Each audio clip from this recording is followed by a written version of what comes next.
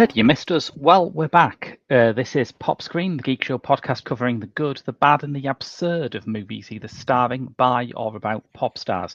No, the podcast covers a broad range of musical and cinematic genres, from country and western to hip-hop, from documentaries to science fiction. I'm your host, Graham Williamson, a filmmaker and video artist who writes regularly for the Geek Show and also features in Byline Times. And I've been joined this week by... Hi everyone, I'm Joe Miller. I help run the animation podcast for the Geek Show, The Dreaming Machine, and I'm a sometimes writer for the Geek Show website. So, we're brought here...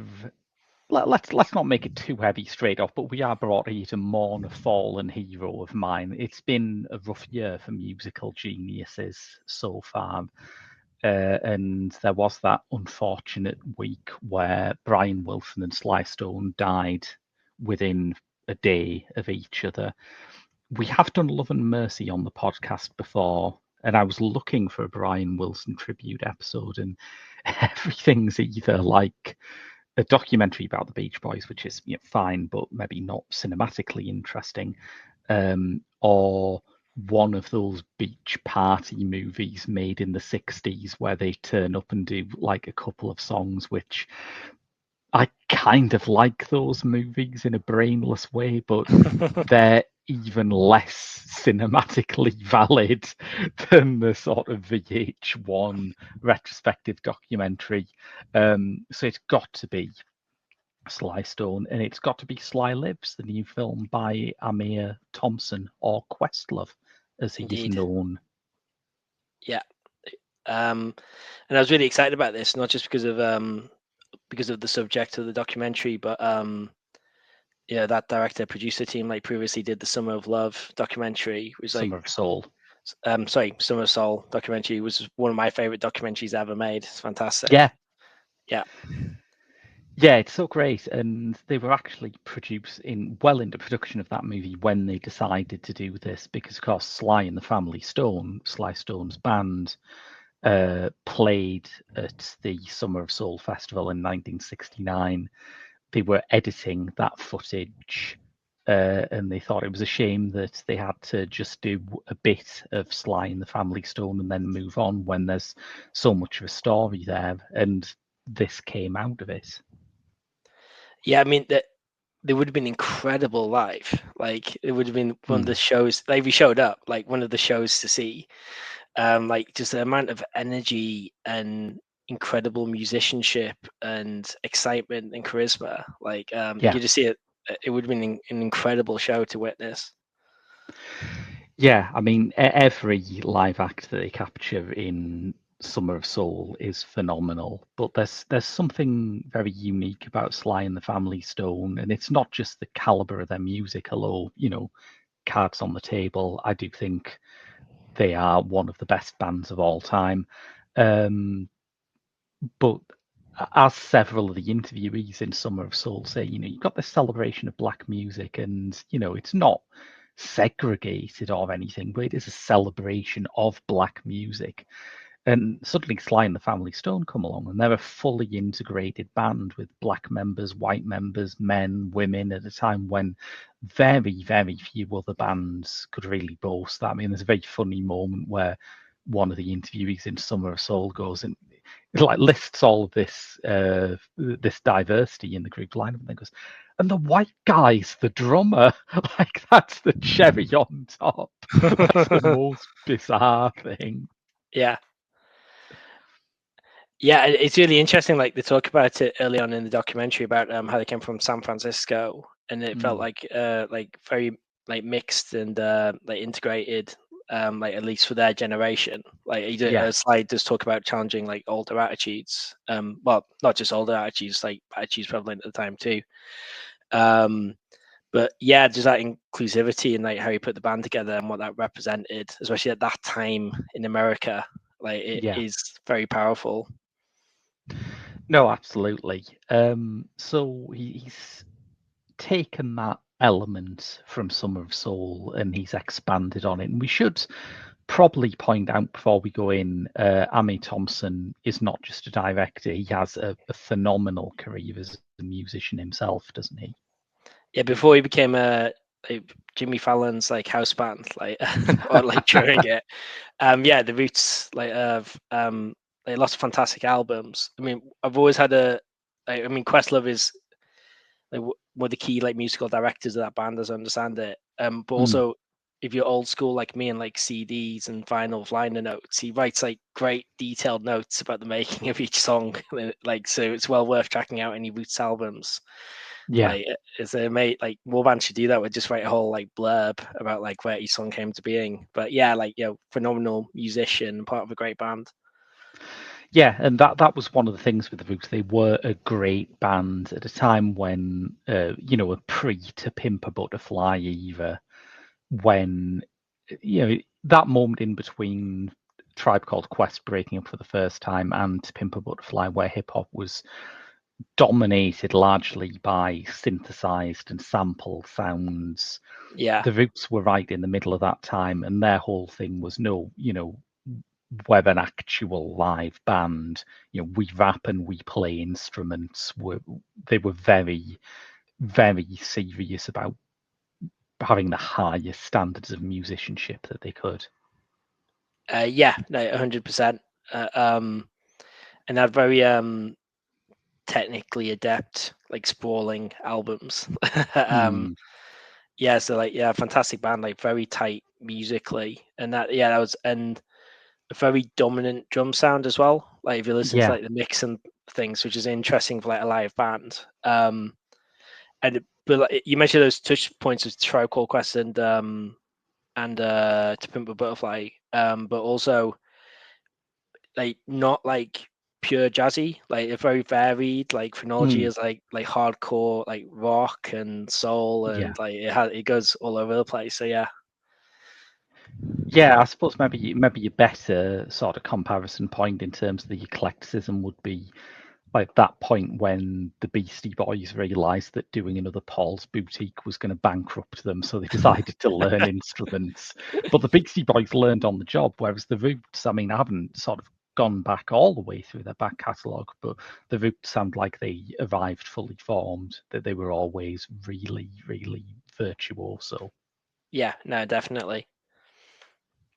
I mean, another interesting thing about the Roots is I was listening to Roots album the other day, and like, I think only the weird touch point. I think only the Polyphonic Spree do this as well, where like the albums they put them in a row. So it's like tracks 1 to 10, then like 11 to 20, then 30. so, so Right. have you not noticed that? So it's like the album I was listening to the other day. It was like like track 139, like chapter 139 or something, 140. So like you gotta be brave. Like like we're in a band and like my first Yeah. EP. I like to pretend that the first EP doesn't exist. So it's like you gotta be very brave to like do that with your discography. Sorry, that's a digression. Let's carry on. That's a digression, but that's a very interesting digression, and I'm going to check my Roots albums after I finish because I'd failed to notice that. Yeah.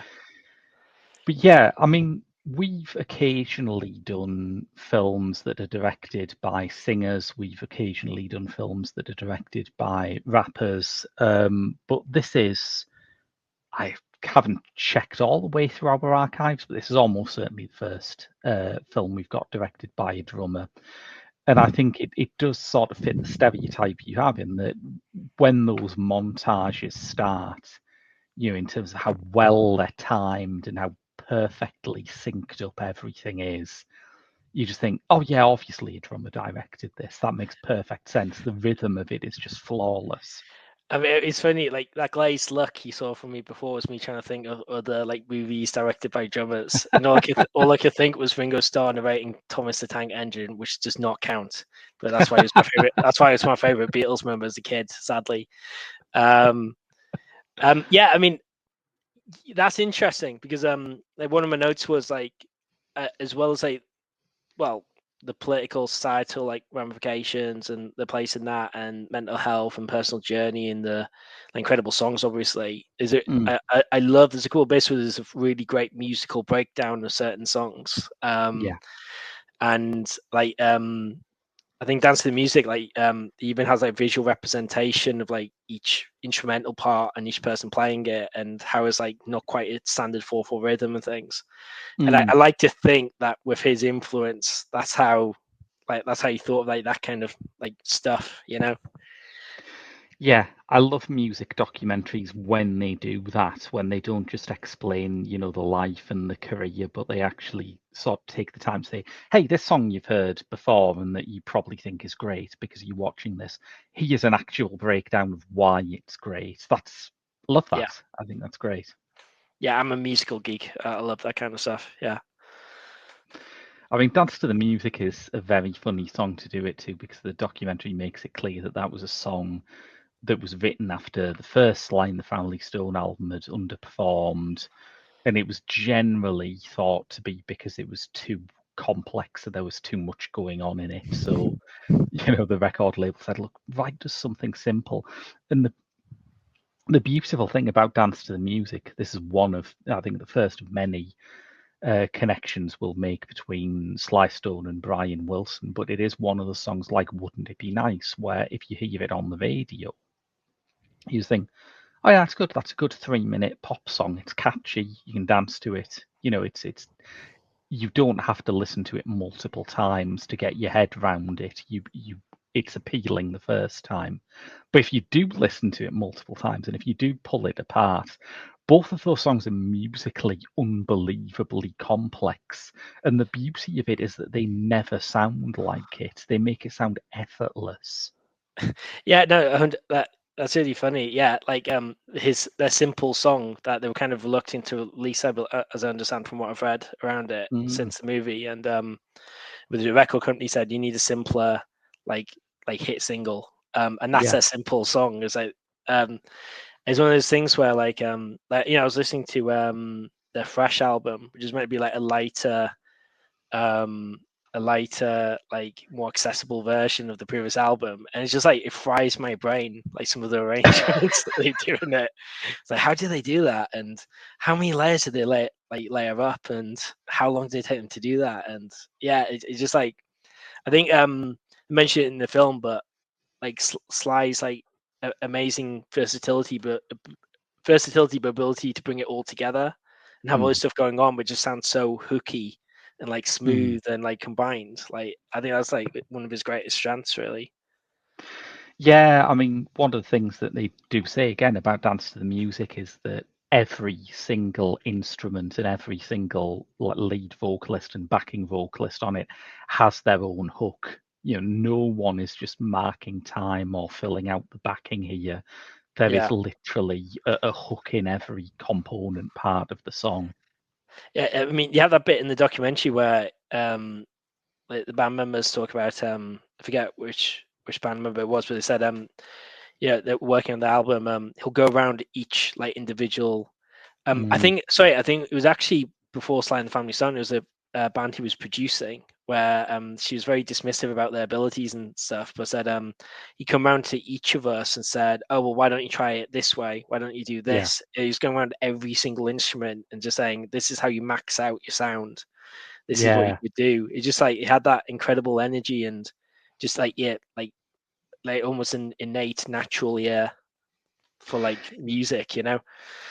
Yeah, and that early stuff is something I was completely unaware of, despite being a fan. But that he had worked as a producer in across so many genres.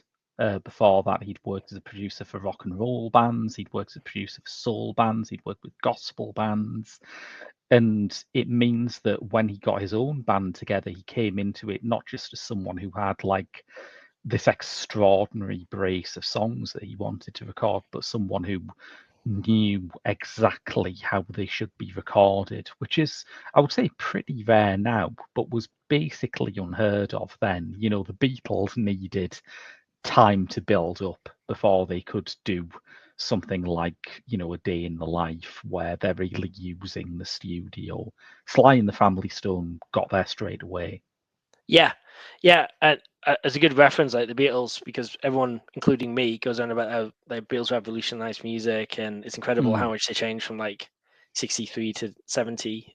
But Sly and the Family Stone, like, is an even shorter timescale, arguably, like, in how Mm, like he had his first like hit record when he was 19, like as a producer, songwriter. I understand, and he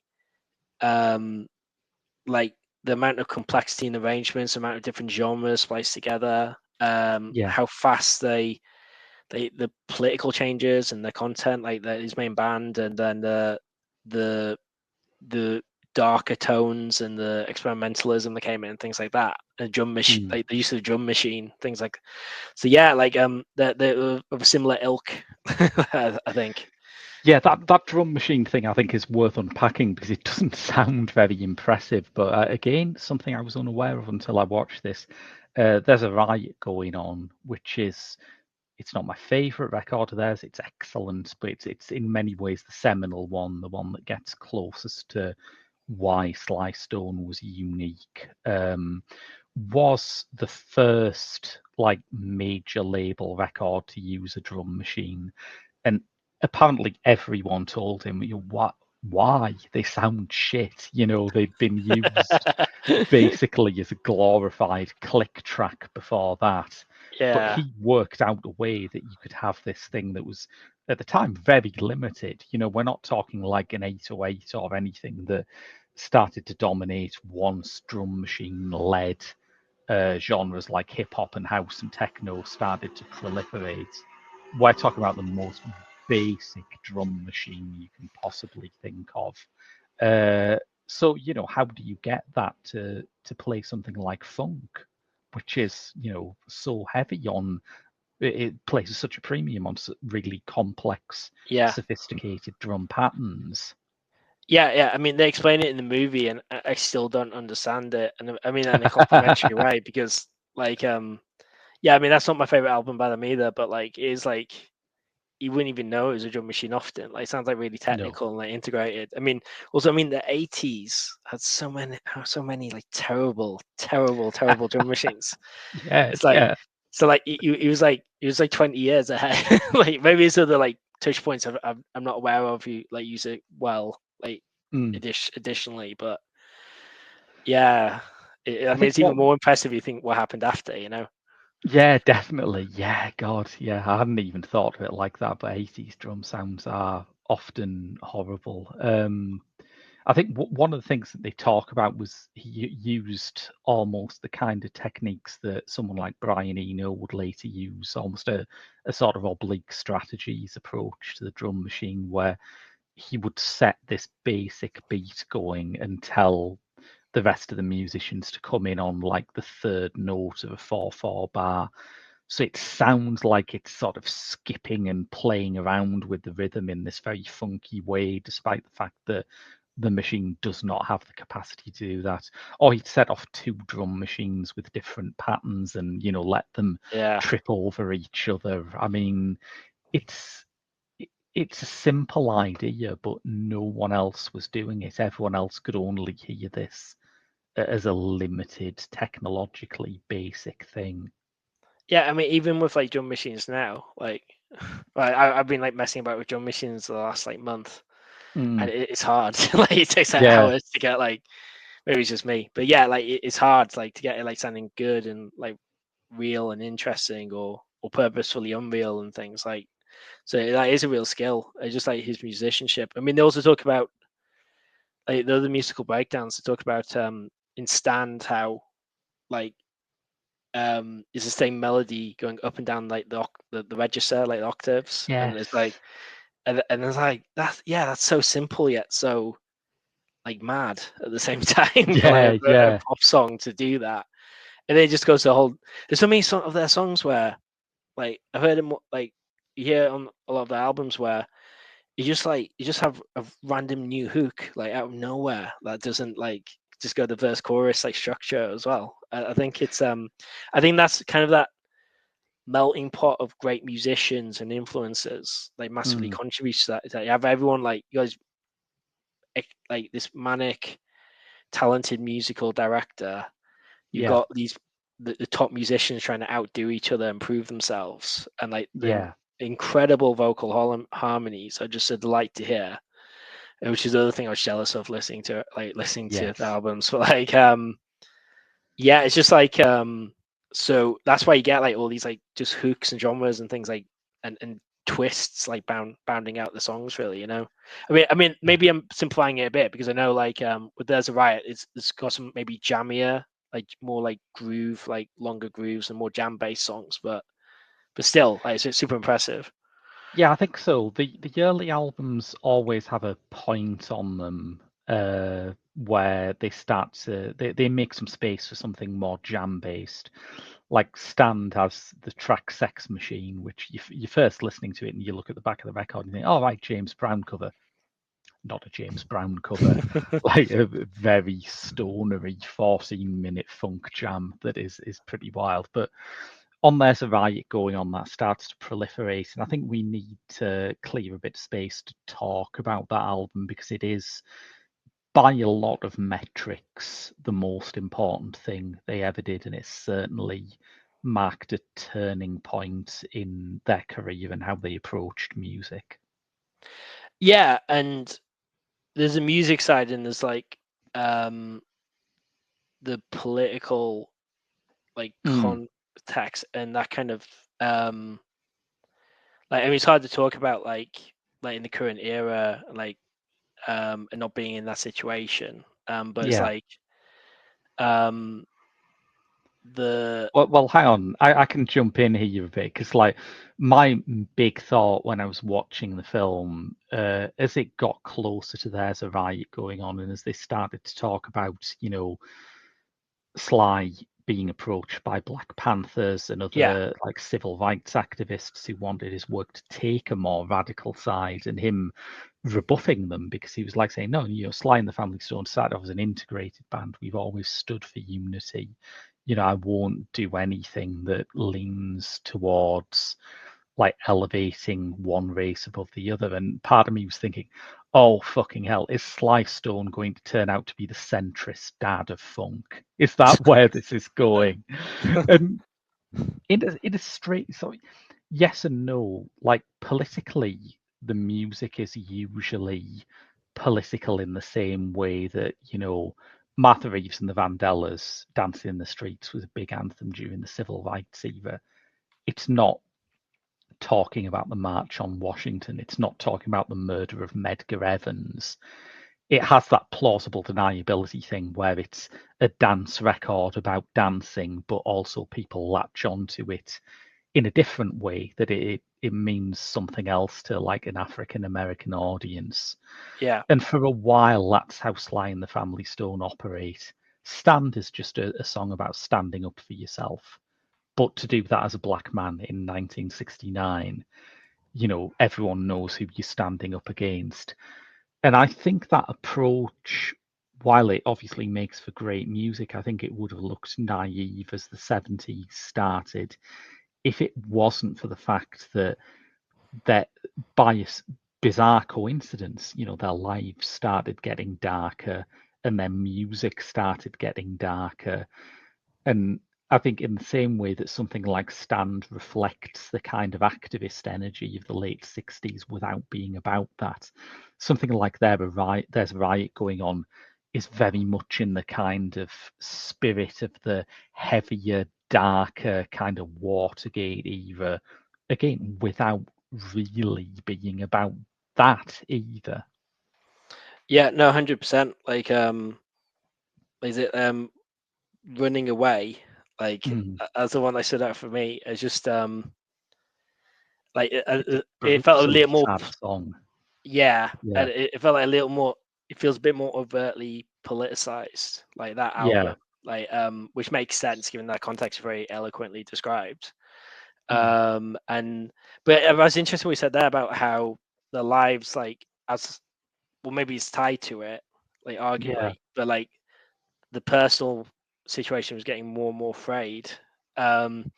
I mean, when you watch the film as well, it's like it's really interesting. It's kind of like sad as well, really. You just see like yeah, these like little things start to go wrong or get a little frayed at the edges and tensions, and you just feel it like slowly building and like getting worse as the movie goes on, I think, you know. yeah. Now, Um yeah. I mean, that's a great springboard to sort of, because what was your knowledge of Sly and the Family Stone before we watched this? I don't think I asked you this.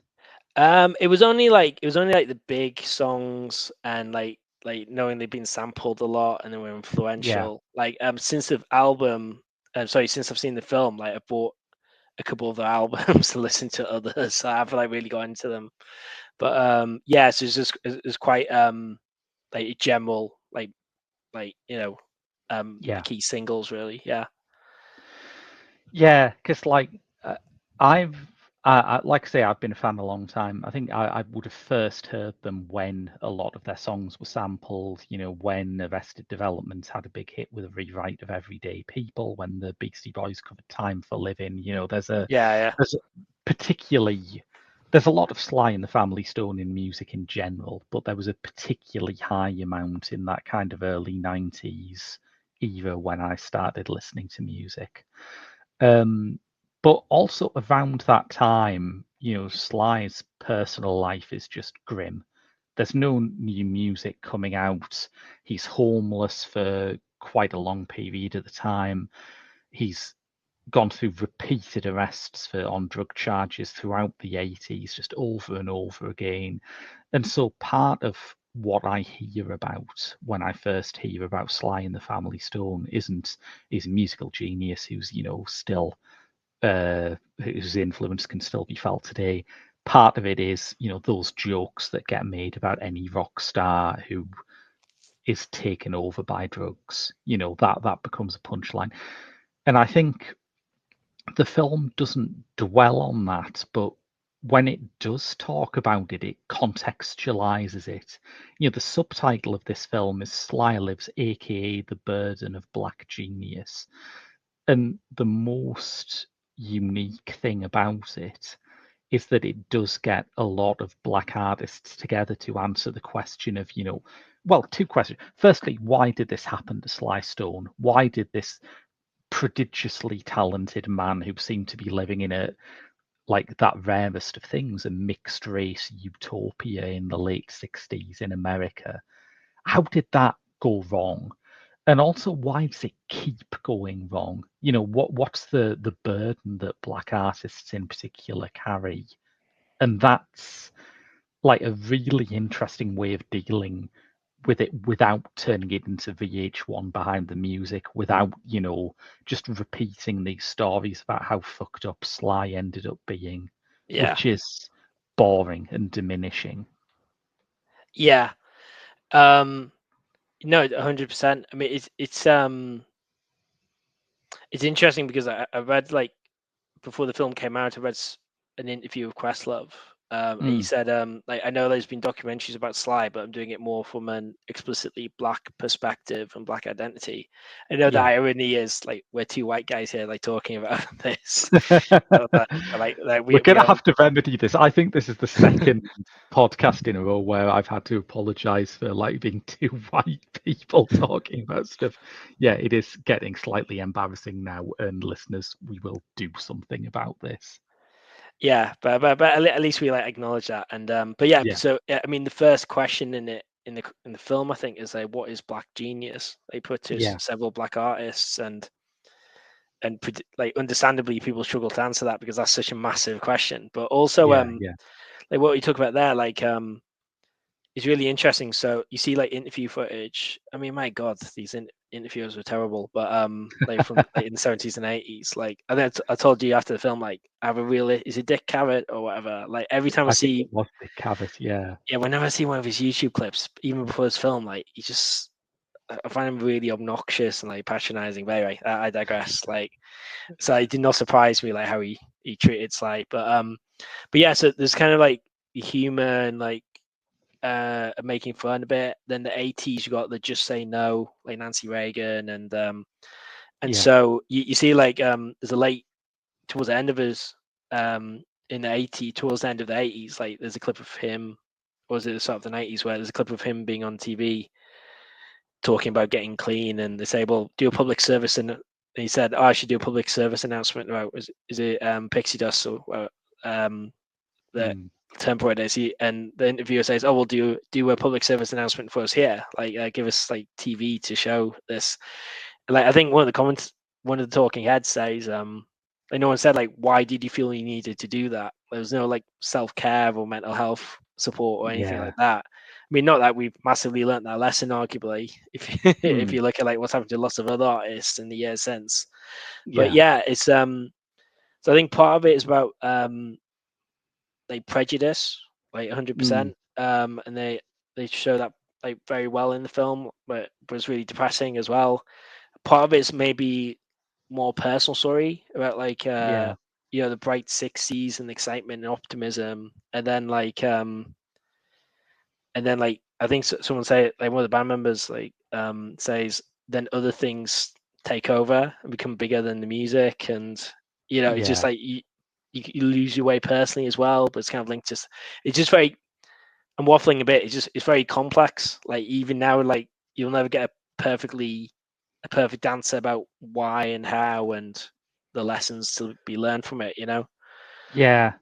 I think it manages to find a way to, because it does talk about his addiction, and I think it's right that it talks about his addiction. I think that you can't brush that aside, but it manages to do that in a way that is not just grubby. It manages to do that in a way that's liberating and opens the door to have a more sort of healing conversation about bigger issues. Like you, I listened to an interview with Questlove after I watched the film, and one of the things he said that I had noticed when I was watching the film, but I was happy to see confirmed, was that part of what he was doing with the interview segments was that he was trying to like bring on board black artists who had been through something similar themselves, like maybe not the drug addiction, but who had been through some sort of struggle, who had found a weight of expectation on their shoulders that they didn't know how to cope with, who had, maybe broken down because of it, and who had been dismissed in ways of like, they never lived up to their early potential. So, when you're seeing someone like D'Angelo, who we've got struggled with body image and struggled with the sort of sex symbol image that was placed on him, when you see someone like Andre 3000, who like fought very hard for there to be a corner of rap music that could accommodate his waywardness and his eclecticism, they don't talk about those experiences, but they sort of do. They talk about those experiences as they talk about Sly Stone. Yeah. Um. I mean, I can't add anything to that because that's just a great summary. I think I totally agree with you, Graham. I mean, I did write down a couple of notes about in relation more to addiction. Like I think Sly says in that like late era interview, says like Mm, it's having this false sense of everything being okay when it's not. yeah, I thought that was like a really powerful quote and like very identifiable, even outside of drug addiction kind of thing. Like everything should be okay. You're getting success, but it's like not, and like there's that kind of void thing. hmm, And like that self identity and things get complex and messy and you don't quite know where you got to from where you started kind of thing. I but yeah, mm, but 100% like you can't think about I mean the subtitles about it's about like black you know the weight of being of black genius and how yeah, you can't separate it from that aspect of you can't separate it from Black America, basically that identity that you can't like that the film I think he was totally right to do the film in that way, because I think that is definitely part of it, I think. And it gets the conversation to a point which is beyond the normal ways we talk about artists who are troubled or artists who have like unsavory parts to their life. I mean, late on, there's a discussion of how Sly's music outlived the band that he was part of, and there's a lot of this discussion throughout this, but when it's specifically tracing how his influence got out into hip hop and got out into electronic music, there's quite a lingering shot of an Africa Bambaataa record, and that seemed to me very pointed, because Africa Bambaataa was, I don't know if he was sentenced, he was accused, I know that much, of child molestation, and that was like a really wounding thing for a lot of people because he was so foundational in hip hop.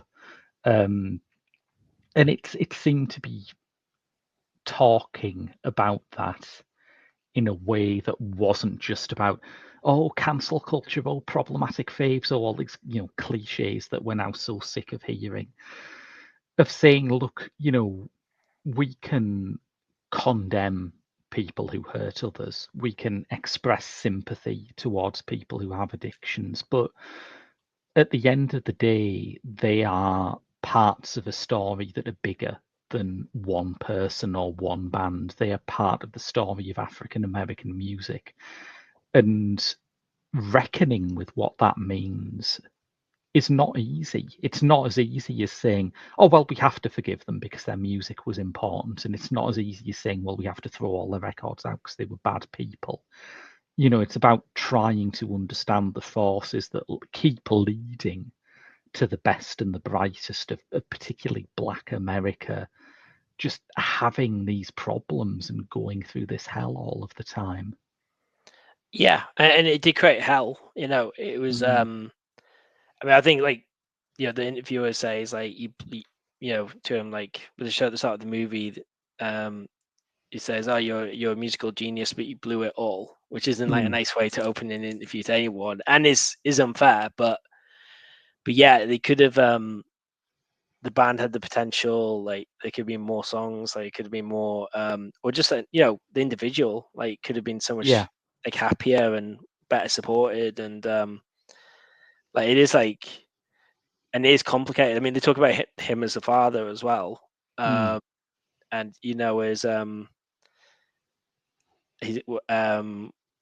his daughter, as a kid, thinking using chalk as cocaine because that's what daddy did or something. Yes, snorting chalk dust. I mean, yeah, it's hard to even process that, Yeah. I mean, it's kind of cute and funny, but also kind of horrific at the same time. Yeah. Yeah. It's interesting that I've gone through a bit of a reckoning with myself about how I used to idolize people who burned out, which I think was a really bad influence on me as a young man and probably contributed to why one of my occupations is podcaster. That's when you know that you've kind of failed in society, really.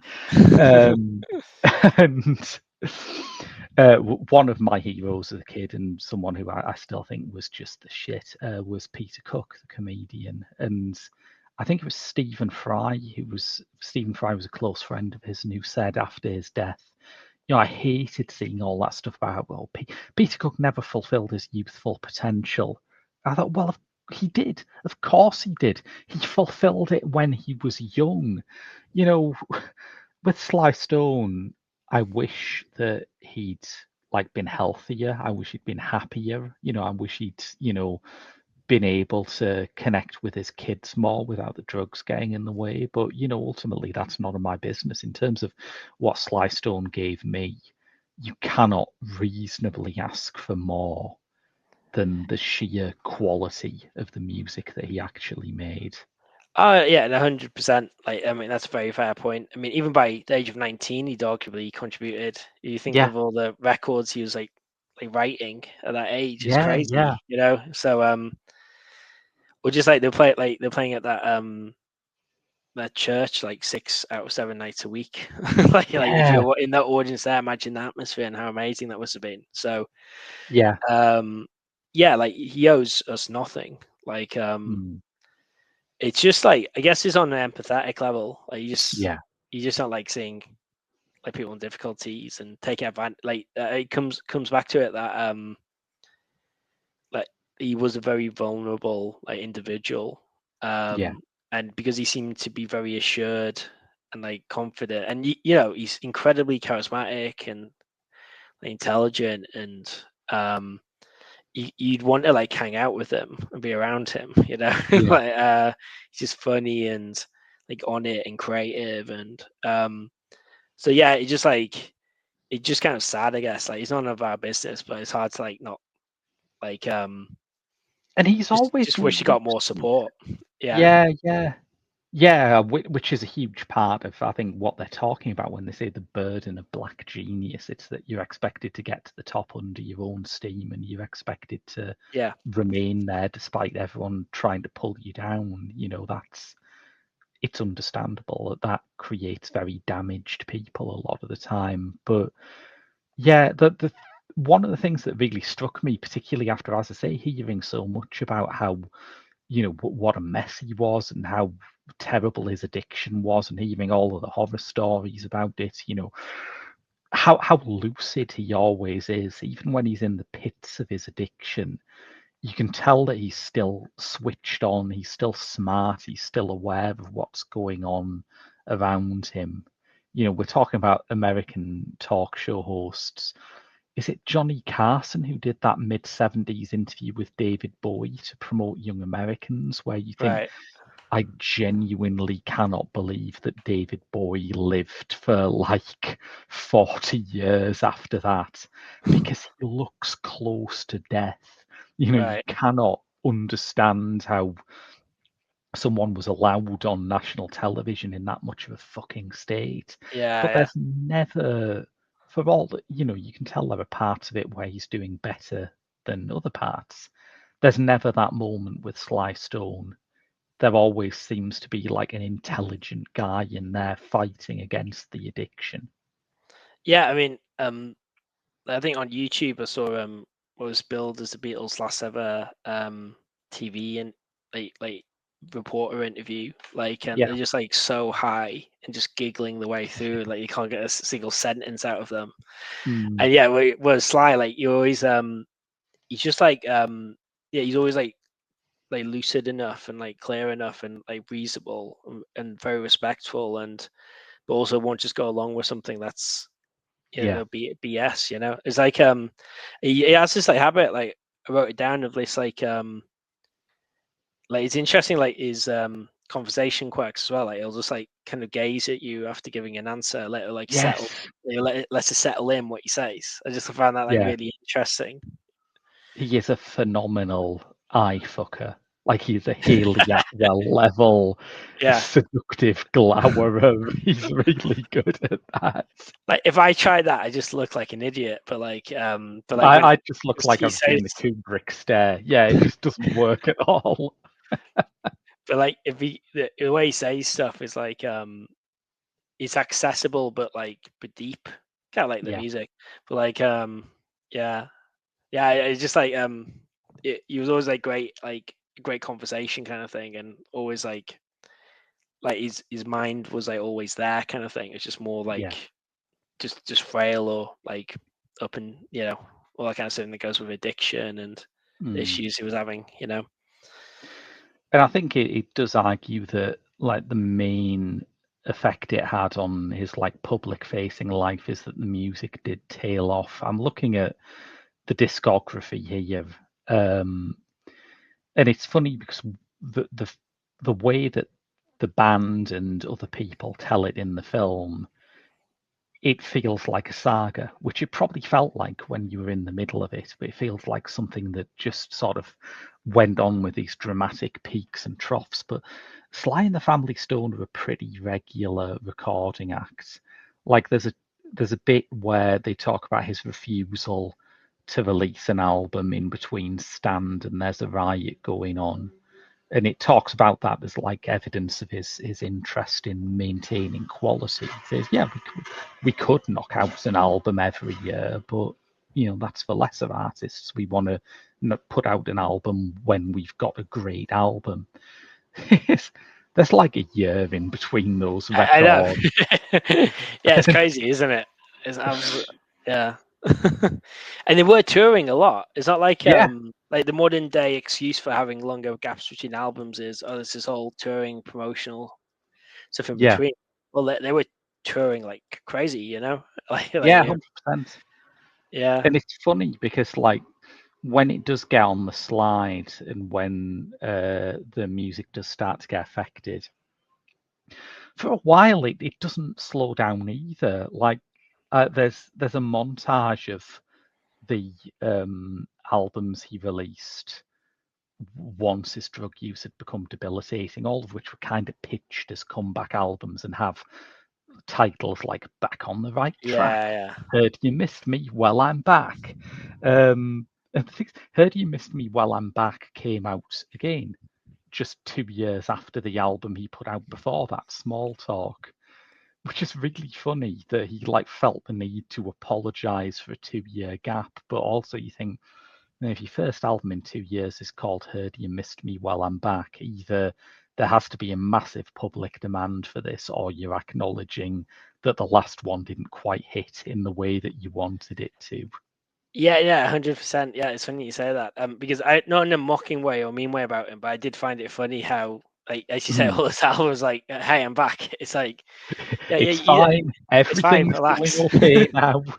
But I think like that's kind of the context at the time as well. I mean, like I think that's one of my notes about how I mean it's so much like rubbish about like when a band's like hip or not hip, like it's cool or not. Like you still get it today. I think like it's I think of Homer Simpson's monologue in Homer Palooza episode where he says I used to be cool and with it, and now I'm not with it anymore. And so many bands like where they just go out of fashion, like just randomly, and they get like made fun of a little bit or just disparaged, and then you listen back to them later on, or I mean, what I'm too old for this. But like in one day, be like TikTok hit or a TV like show feature or something, and everyone says, this. I do think like the new generation, the younger people have less. This is less the last 10 years or so. This is less of an issue. Like people don't care about this as much anymore. Like what's cool or not cool. Great for democratizing it and having respect for like more artists and things. I think the only note I wrote down was like on the flip side, this is because I'm old and cantankerous, but it's like, when you see like a YouTube reactor and they'll react to like the Beatles or something a day in their life and say this is like amazing. Then they'll react to something like Bewitched or something like that, and they'll have like the same level of reaction. And part of me is like, I know it's subjective. Like, I know like this is actually a good thing, but it's just you can't treat it with the same reference, surely. But yeah, it's generally a good thing. But it's just like they had that montage like of him in the mid to late 70s, like going on these like terrible like one show style like TV shows, like ping pong players and doing like doing tricks with this like old lady audience and stuff like that. And it's just like it's just amazing what goes out of fashion and comes back like pointlessly. Like you just have to ignore that noise. I think that's the best thing you can do if you're a band, right? Yeah, I find like generally if you're a new artist who hits it big now, you will have a first couple of years where you just face a different backlash every 3 months or so. And after that, everyone sort of gets tired. I mean, I remember when Lana Del Rey just broke through and there was like a furious attempt to like work out if she was shit or not. And it was like a tug of war between fans and anti-fans. Yeah. And then it just sort of settled down so much so that even her best attempts to alienate people, like that terrible open letter she put out about, why openly sexual artists don't get as much criticism as her. Even that was like, yeah, we could argue about this, but we kind of argued ourselves out in the first 10 stages of Lana Del Rey discourse. maybe this is a good thing. Maybe it means if you can ride out that opening year or so where your career is proclaimed to be over every 12 weeks, then you're there for life. If you can survive that, then you're fine. Yeah, 100%. And like, I mean, I think sometimes like artists like have an album that's so big, like I guess for her it would be like Ultra Violence was the first big one, wasn't it, or something? But like, it's like that anything afterwards like seems like a big like come down or something. I think that's Yeah. partly it too. It's just like, you can't set that level forever. It's not like a massive flop or failure. You have to find a way to deflate the balloon in a way that means something. As ever, one of the people in like the new generation who fascinates me on this level is Billie Eilish, where when you hear people, particularly young people, talk about her now, they're not really sort of hung up on the sales charts and whether she's big or not, because there's an acceptance that she's more of an artist. It's more about the art, and I just find it hilarious that she's managed to do that while also not particularly decreasing her sales figures in any way. Like she's got this reputation as someone who's about more than just the sales figures while also going multi-platinum. And she's Yeah, got to let other people in the secret of how to do that because it's a rare talent. yeah, 100%. I mean, you get like albums that seems to have like a bigger cultural impact, I guess. Like, Yeah. I mean, Lana Del Rey, like, I'd argue that'd be Norman, like fucking Norman Rockwell. fucking Rockwell, yeah. Yeah. And then like, and then maybe some albums, like probably a couple albums after, which I'm not disparaging at all, but like maybe had less of a like big like cultural impact kind of thing. But yeah, no, I agree. It's just I think the more level you can be, and it's easy to say this when you're outside the bubble, though, isn't it? Like it's so easy for people like us to say this. Like it's hard when. Yeah. Yeah, I think if you're like tied into that kind of social media hype cycle, it probably does feel important. But again, in terms of people who are around now, like the Lord album that made the biggest impact seems to be Melodrama. I always hear people talk about Melodrama, Yeah, and I remember the time that was considered commercially a huge drop off after Pure yeah, Heroin, but it lasted. yeah, no, 100%. Yeah, um, yeah. There's so many like awful contemporary takes on like albums that like Yeah. we love. I know that. So like you just Most have of them to. by Robert Critchcow or Pitchfork. Yeah. Normally, if there's any shit going on, it's one of those two behind it. Yeah, especially the former. I don't think I've ever agreed with one of his reviews. But anyway, I mean, it's in. I was watching like going back to Sly. Like I was watching a Letterman interview with him. I'm guessing it was like I think it was like the late '80s. I think it was. Mm, Sadly, it was probably a year before it was like one of his big arrests. Like yeah. but it's just really interesting. Like I think that they maybe show a clip of it in the movie. I can't remember, but like I saw like the full like interview and he talks about how he's recording with some smaller bands in Chicago, and he gives out the number of the Mm, band. His band member asked him to give out the number on TV. They have a discussion about whether they're allowed to do that or not. They yeah. say no, but he does it anyway. Um, and then he talks about how I've done 125 shows in a row without being late. Like he has to like give that assurance. Like Yeah. it's just like so. Despite everything we just said, like for someone that big to like be like desperately promoting that kind of thing, like on an Mhm. interview and like working smaller bands and doing all that kind of stuff. Well, Yeah. it probably does happen more than I realize. It's just it's still kind of like it's a little surprising, like shocking. I don't know. I know what you mean. Yeah. It feels like, and I suppose this is where his roots come in, no pun intended, but it feels like the sort of thing the producer would do rather than a big star artist or singer. It's like, in the same way that Jack Antonoff produces all the big pop albums, but still finds time to ruin records by smaller artists as well. That's good. Yeah. I have nothing to add to that. Like Jack Antonoff, like a bombshell. Yeah. Have we got any further thoughts about either the film or Sly himself before we sign off? Yeah, I mean, I should try to end with something more positive. It's just like some quotes like really stuck with me, like a false sense of everything's okay when it's not. My job on this earth is to be an example, and it's like it's a lonely trip sometimes. That's like one of the quotes like he said. It's like, Yeah, I mean, like I know he's so sadly he's passed away, like tragically, but it's just you shouldn't. He was like unfairly made an example of yeah,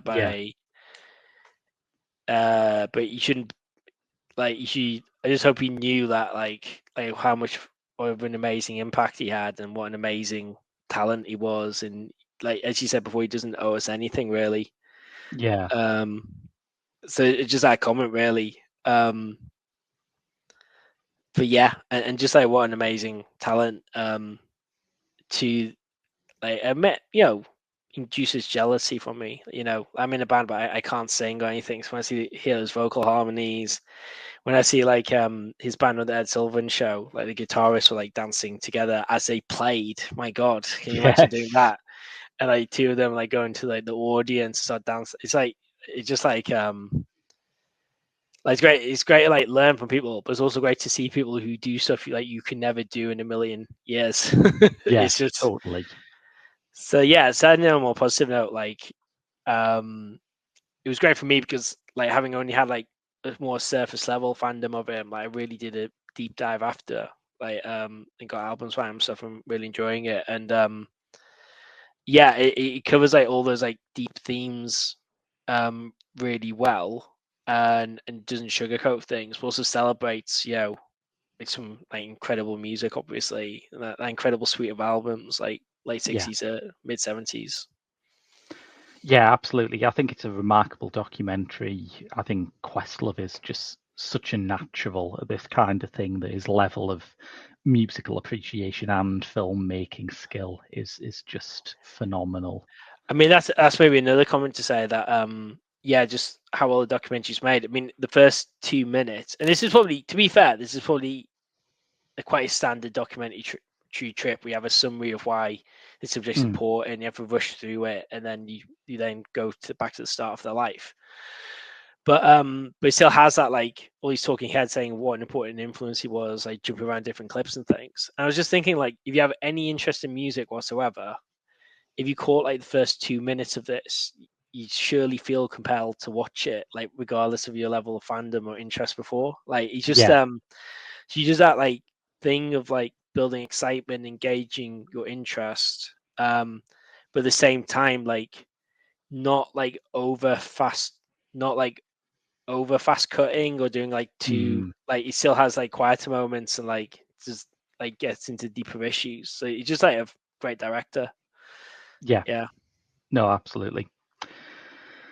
So, if you'd like to hear more from the Geek Show, you can donate to our Patreon at www.patreon.com/The Geek Show, where you get a monthly bonus episode of this show, which isn't available anywhere else, plus our other end of month wrap up podcast last night and regular written reviews about The X Files, The Twilight Zone, and Doctor Who. Joe, just is there anything you'd like to plug while you're here?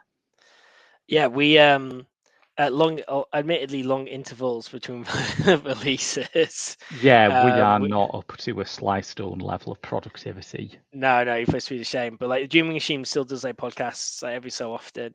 Mm. We've got we've got a video games podcast about lost records coming out soon, which is very influenced by 90s alt rock, which you've tenuously like tied to like the animation, of course. We recently released a cartoon confessions like video on YouTube, which is a lot of fun, where we quiz people about their favorite, least favorite, most impactful cartoons, like a lot of Q&A. That's really, really fun. We're planning to do more of those in the future. So yeah, a lot of different varied like fun content. Sorry, it's not the fastest release schedule, but like but we have things lined up that I've recorded. Just we'll be releasing in the upcoming months. So watch out. Lovely. As for me, you can find me on Letterboxd by searching for Graham Williamson. But we'll be back in a couple of weeks' time with, I don't know, something I haven't decided yet. Yeah, get off my back. I don't owe you anything other than my genius. But until then, I've been Graham. I've been Joe. And we'll see you in 2 weeks' time.